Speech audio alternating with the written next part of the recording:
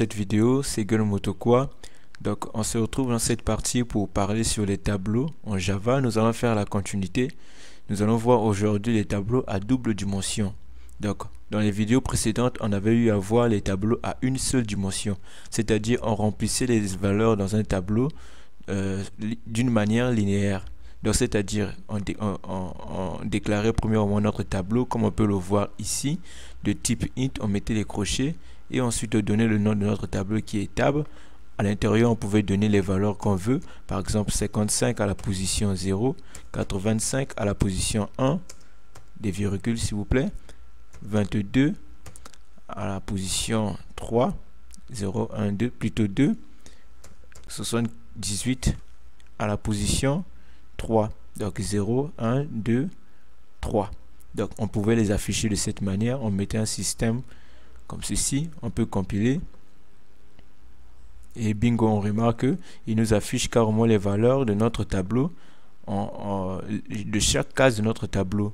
Si par exemple on essayait de déborder, on mettait par exemple 4 qui n'existe pas dans notre tableau, on va essayer d'afficher, vous verrez qu'il nous affiche directement une erreur par ici que la case numéro 4 n'existe pas dans notre tableau. Donc par défaut, lorsqu'on met les valeurs dans ce tableau, le programme reconnaît que notre tableau est un tableau de 4 cases, en commençant par 0 bien sûr, donc 0, 1, 2, 3. Donc on pouvait aussi les afficher d'une autre manière en utilisant la boucle for, comme ceci. Ceci là, ceci on peut le mettre en commentaire, comme ceci là. Je mets la boucle for.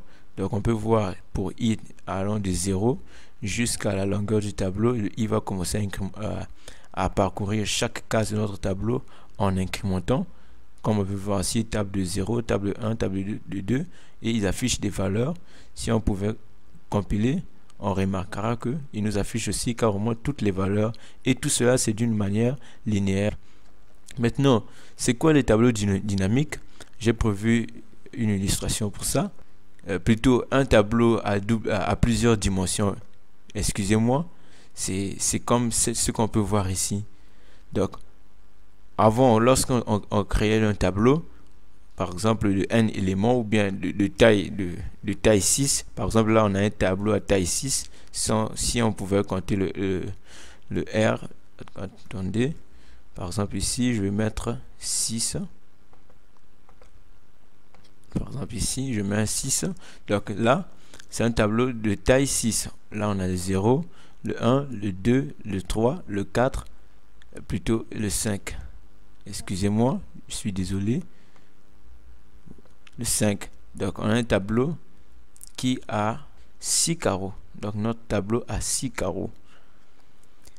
En commençant par le 0. Donc ça illustre un peu le tableau à plusieurs dimensions. C'est quoi réellement le fonctionnement? Vous pouvez remarquer que dans chaque case, on a encore d'autres tableaux avec chacun sa dimension. Ses dimensions à lui. Donc là, la case numéro 0 de notre premier tableau contient un autre tableau de taille 3. Et dans le deuxième carreau, on peut remarquer que on a encore un autre tableau de 3 carreaux. Et le troisième, on peut remarquer que c'est un tableau de 4 carreaux, commençant par le 0, 1, 2, 3, donc de 4 carreaux. Ainsi de suite, on peut remarquer aussi également. Donc, qu'est-ce qu'on veut dire par là? On veut dire que dans un tableau à plusieurs dimensions, c'est un tableau qui contient lui-même encore des tableaux à l'intérieur de chaque case. Donc la première case, on peut remarquer qu'il y a un autre tableau de taille 3, deuxième case de taille 3, troisième case de taille 4. Donc c'est un peu ça en quelque sorte. Donc j'enlève ceci. Si on voudrait par exemple reproduire, si on veut reproduire qu'est-ce qu'on va faire? Premièrement, on va déclarer le type int, le type de notre tableau, le type de notre tableau, ensuite suivi de deux doubles crochets comme ceci. Et puis là on peut donner le nom de notre tableau à plusieurs dimensions, par exemple list tab comme ceci. Et là on voit des crochets. Donc qu'est-ce qu'on avait dit lorsqu'on a parlé sur notre tableau? On a dit que c'est un tableau qui contient lui-même d'autres tableaux. Donc, premièrement, il a une ligne. Il a une ligne de carreaux. Donc, à l'intérieur de chaque carreau, c'est là où va se trouver d'autres tableaux. Donc, si l'on veut reproduire ça ici, qu'est-ce qu'on fait? On met double crochet comme ceci. On ouvre les accolades comme ceci. On met à l'intérieur de ces accolades d'autres accolades. Ça dépend maintenant du nombre de carreaux que l'on souhaite créer à l'intérieur de notre tableau à plusieurs dimensions. Par exemple, là, on peut remarquer que c'est de 0 allant jusqu'à 5. Donc, un tableau de 6 carreaux. Alors, nous n'allons pas reproduire ça. Nous allons s'arrêter premièrement à 2, comme ceci. Donc, 0, 1, 2. Un carreau, un tableau multidimensionnel à 3 cases. Dans chaque case, nous allons introduire des tableaux. Donc ici, c'est ce qu'on vient de faire. On vient de créer un tableau. Ici, on aura pour référence 0.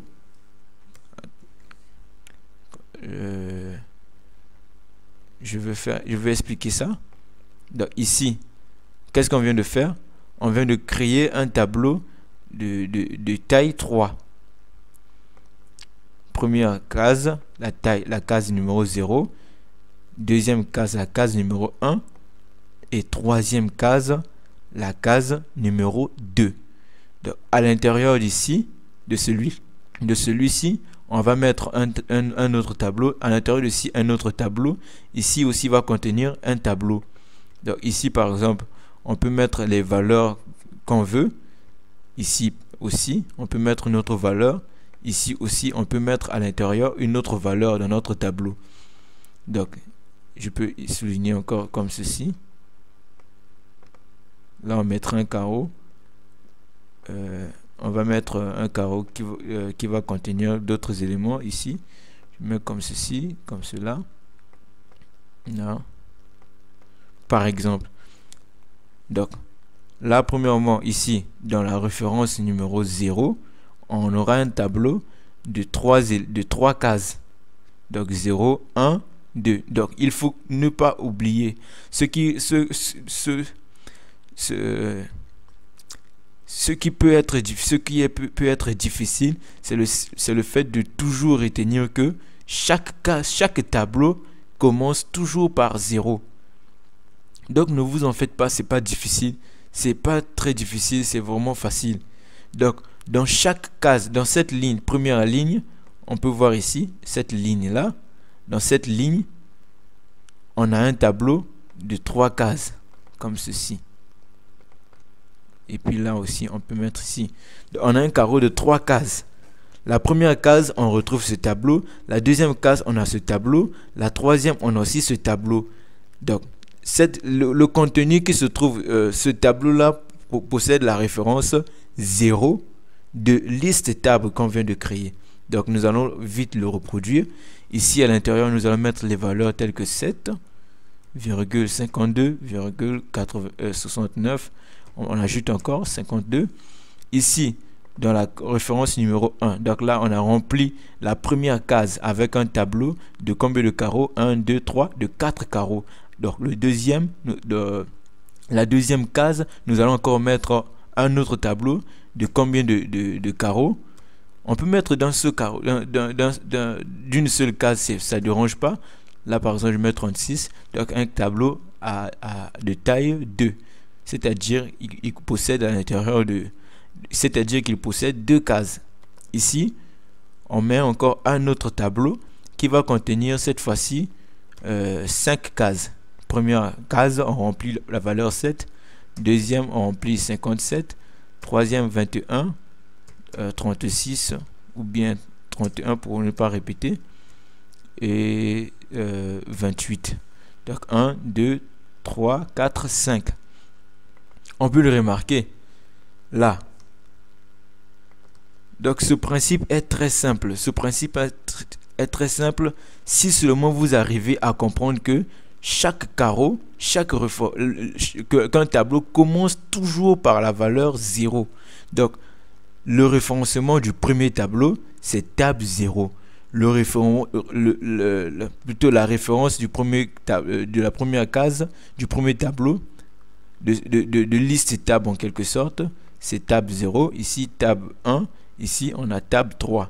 Mais à l'intérieur de table 0, on retrouve un autre tableau qu'on peut nommer table qui possède ces informations-là. On a premièrement 78, un tableau de 4 cases. Dans la référence numéro 1 de liste table, on retrouve un tableau de 2 carreaux, donc de taille 2. On commence par 0, 1. Donc, qu'est-ce qu'on veut dire? Là, on a premièrement table 0. Donc, ici,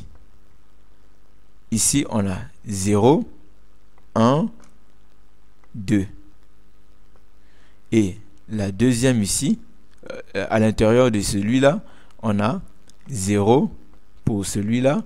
Et le deuxième, on a 1 pour celui-là. Maintenant, on a 2. Excusez-moi pour l'écriture. Et celui-là, on a 3. Et ici, on a premièrement le 0. Le deuxième, on a le 1. Et ici, on a premièrement le 0. Là, on a le 1. Celui-là, on a le 2. Essayez de comprendre. On a le 3. Et on a le 4. Donc, je vous avoue que cette notion était difficile pour moi de le comprendre. Mais vu que quand je l'ai compris, j'ai compris que c'était pas vraiment difficile. Donc, essayez de comprendre que c'est un tableau multidimensionnel. C'est un tableau qui contient à l'intérieur des tableaux dans chaque case. Donc, étant donné que notre tableau, les références dans notre tableau, les cases commencent par la valeur numéro 0. Donc, ça commence par 0. On a premièrement la case numéro 0 qui contient un tableau de taille 4. C'est-à-dire, à l'intérieur de ce tableau, on a 4 cases. Donc, on va parler d'une manière générale. On va parler à propos des cases. Donc, ici, on a 3 cases. À l'intérieur, dans la première case, on a 4 cases. On a un tableau de 4 cases. Dans la deuxième case, on a un tableau de 2 cases.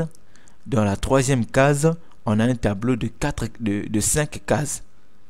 Donc, j'espère que vous comprenez. Donc là, si par exemple, nous, on veut afficher par exemple le contenu qui se trouve dans ce tableau-là, on veut afficher ce tableau-là. À l'intérieur de ce tableau, on va utiliser cette fois-ci la boucle for. Donc, for.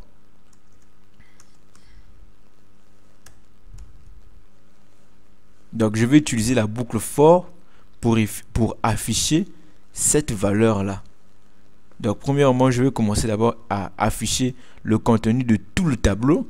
Et ensuite, on va afficher on va afficher le contenu du tableau qui se trouve dans la troisième case. Ne vous inquiétez pas, je vais expliquer. Je vais écrire pour un moment. Là, premièrement, je viens de déclarer la boucle for qui va parcourir la taille complète de notre tableau. En quelque sorte, on a ici cette boucle for que je viens de déclarer. J'ai mis for int i allant de 0, i++, mais en respectant que ne doit pas dépasser la taille de notre case. Donc, premièrement, qu'est-ce que je viens de déclarer? I qui va circuler dans les cases. Donc, dans les vidéos précédentes, j'ai expliqué un peu ça. Donc, essayez un peu de regarder les autres vidéos pour comprendre ce fonctionnement. Donc, première ligne ici, I va parcourir chaque case. La case numéro 0, case numéro 1, case numéro 2, case numéro 3, case numéro 4. Donc, cette ligne, ce I va parcourir en commençant par 0 tout le contenu de de notre case. Donc là maintenant, qu'est-ce que je vais faire? Je vais maintenant créer encore une autre boucle qui va entrer cette fois-ci à l'intérieur de chaque case. Parce que nous savons, nous reconnaissons que dans chaque case, il y a un tableau. Donc ce que nous allons faire, nous allons parcourir, nous allons rentrer maintenant à l'intérieur de chaque case pour afficher d'autres cases. Donc pour afficher le contenu d'autres tableaux se trouvant dans chaque case.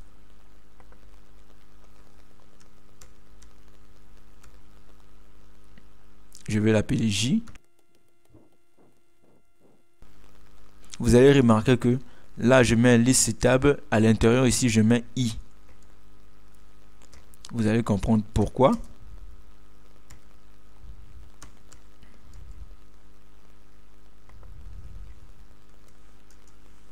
Donc vous pouvez remarquer que ici j'ai créé une autre boucle à l'intérieur de cette boucle. On appelle ça les boucles imbriquées. Donc on appelle ça faire des boucles imbriquées.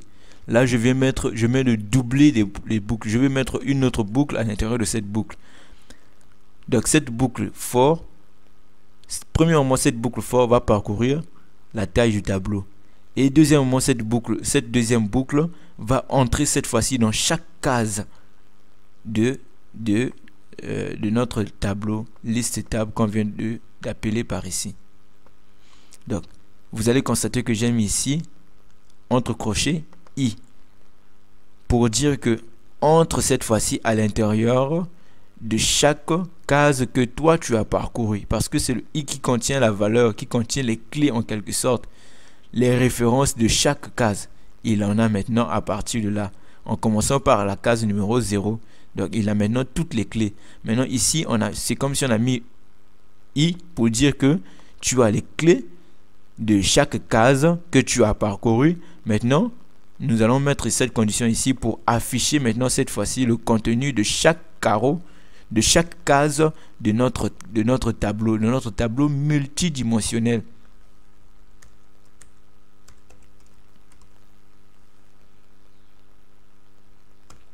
Donc, à travers déjà cette méthode, ce système out, cette méthode d'affichage, ici, déjà, là, on va maintenant donner un nom, par exemple, à nos carreaux. Qu'est-ce que je veux dire? Là, maintenant, on va donner le nom. Un nom pour chacun de ces carreaux. Donc, pour chacun de ces tableaux-là, on peut les donner, par exemple, tab ou bien sous-tab, ça dépend de nous. Donc, c'est mieux de mettre sous-tab ou bien, oui, c'est mieux. Ou bien juste tab comme ça. Pour dire que ça, c'est liste tab. À l'intérieur, on a des tabs, des tableaux. Donc, je vais mettre ici I.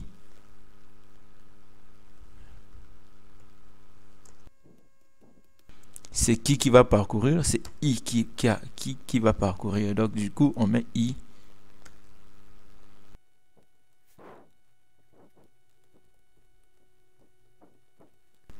Donc là, je viens de mettre cette méthode d'affichage. Je lui dis que voilà, là, nous sommes à l'intérieur de notre tableau maintenant. Là, on parcourt déjà, à l'image de cette méthode déjà, on est en train de parcourir déjà chaque carreau de notre tableau multidimensionnel. Déjà ici, arrivé à l'intérieur de cette boucle, on parcourt déjà chaque carreau. Voilà pourquoi j'ai mis tab de I pour qu'il m'affiche les valeurs contenues dans chacun de ces tableaux. Comme on peut le voir ici, quand je vais essayer d'afficher, qu'est-ce qu'on remarque ici? Il nous a affiché le contenu complet de notre tableau multidimensionnel, en commençant par 7 et en finissant par le 28. Donc si on veut essayer un peu de mettre l'ordre, vous allez comprendre ici. Donc ici, ça c'est notre première boucle ici. Vous pouvez voir que Eclipse les a Eclipse les a quand même recadrés pour dire que c'est une boucle. Si j'essaie de mettre mon curseur ici, il me dit que ça c'est notre première boucle. Donc dans la première boucle, qu'est-ce qui se passe dans la boucle? Il parcourt premièrement la première liste ici et il veut repartir encore pour afficher la deuxième parce qu'on a parti de I0. Dès que, autant que I incrémente, ici ça ne sera plus 0. Lorsqu'il va afficher la deuxième case, ça sera maintenant 1. Donc on peut essayer de repérer ce que je veux faire comprendre. Je peux mettre par exemple ceci pour qu'il puisse numéroter, au moins numéroter son parcours. Vous voyez, quand j'essaie de compiler, on peut remarquer qu'il est en train de numéroter chaque carreau qu'il passe. Pour nous dire qu'il est arrivé ici à partir de 52. Dès qu'il veut passer ici, il nous précise que là, on est maintenant dans le deuxième là, à partir de là. Et là, dès qu'il veut afficher ici, il nous affiche aussi que là, on est maintenant dans le, comment on appelle ça, dans troisième carreau, il prend la référence 2. On peut le remarquer là. Donc là, maintenant, si nous, on veut afficher, je vais vous faire comprendre cela. Donc cette vidéo doit vraiment être courte parce que je voudrais juste vous présenter d'abord, premièrement, les tableaux à plusieurs dimensions. Donc là, nous avons notre tableau. On veut par exemple afficher, par exemple le contenu de cette dernière là. On veut afficher seulement ceci. On veut seulement l'afficher. Qu'est-ce qu'on va faire? Donc vous allez comprendre que ici, on a commencé à partir de table 0. Vous pouvez lire ici table 0, table 0. Et si on descend en bas, vous verrez que ce n'est plus table 0, c'est maintenant table 1 qui n'a que deux valeurs, table 1 ici. Donc ce que je vais faire en quelque sorte, je vais afficher la dernière qui est table 2. Qu'est-ce que je vais faire? Je viens ici dans la boucle, je lui dis n'affiche plus, ne commence plus à partir de 0, va directement dans 2, tout en respectant la taille de notre tableau. Donc vu que c'est la dernière table, cette boucle en quelque sorte I++ ne va pas fonctionner, il sera neutre vu que c'est carrément la taille de notre tableau. Maintenant ici, il va afficher la valeur. Quand je vais essayer de compiler, vous allez remarquer que il m'a affiché seulement ce qui se trouve ici. On peut l'illustrer ici. Il nous a affiché seulement ce qui se trouve là. Parce que le premier I, j'avais dit qu'il fait le parcours du tableau en prenant toutes les clés. Donc là, on lui a dit que ouvre seulement le contenu de ce tableau là sans nous afficher les autres. Ouvre seulement celui-là. Donc quand tu parcours le tableau, ne parcours plus le tableau, arrête-toi là. C'est ce qu'il a fait. Si par exemple j'aimerais afficher la première case qui prend la référence 0, qu'est-ce que je vais faire? Je lui dis que ici, ne fais plus la taille complète, ne fais plus le parcours complet de notre tableau, ça ne sert à rien. Je peux faire juste un, je mets ici. Donc si par exemple je vais afficher la première, je n'aurai qu'à mettre ici table de 0 et j'essaie de compiler. On peut remarquer que il nous affiche carrément. En fait, il commence à partir de 0 jusqu'à table de 2. Si c'est parce que je lui ai mis la limite à 2. Mais si je mettais la limite à 1, vous verrez que quand je vais compiler, il va m'afficher seulement le contenu de la première, comme on peut le remarquer là. Donc c'est ainsi que va s'achever cette vidéo. Donc dans la vidéo prochaine, nous allons apprendre à remplir les valeurs. On va donner la main à l'utilisateur, lui-même il va remplir le contenu de chaque case selon ses désirs et ses goûts. Donc pour ceux qui sont nouveaux sur la chaîne, n'hésitez pas de vous abonner et de liker la vidéo. Donc bienvenue aux nouveaux abonnés. On se retrouve à plus. Ciao.